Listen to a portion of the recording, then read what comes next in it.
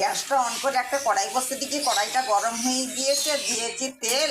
তেলটা আমার গরম হয়ে গিয়েছে, লঙ্কা পেঁয়াজটা হালকা করে লাল করে নিয়েছি, লঙ্কা পেঁয়াজটা হালকা করে লাল হয়ে গিয়েছে, লাউ শাকের ডাঁটা তাতে একটা আলু দিয়ে দিয়েছি।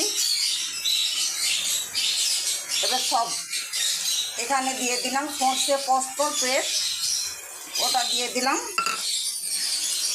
এখানে আছে ঝাল লঙ্কার পাউডার, হলুদের পাউডার, ধনের পাউডার, জিরের পাউডার, গোলমরিচের পাউডার, নুন।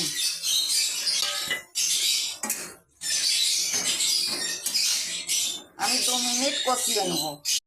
2 মিনিট ভালো করে কষিয়ে নিলাম, একটু পানি দিয়ে দিলাম, পানি দিয়ে আবার 2 মিনিটের জন্য আমি ঢেকে দিলাম। 2 মিনিটের জন্য ঢেকে দিয়েছিলাম। 2 মিনিটে আমার পানিটা মরে গিয়েছে।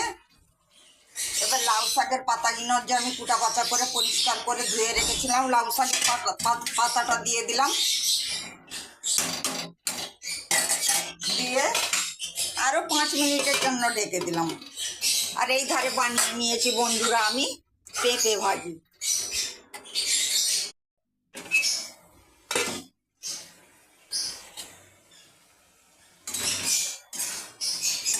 আমার সর্ষে পোস্ত দিয়ে লাউ শাক রান্না পুরো রেডি।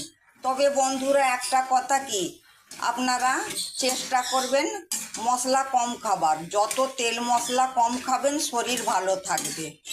আজকের মতন টাটা, আবার দেখা হচ্ছে পরের ভিডিওতে। আল্লাহ হাফেজ।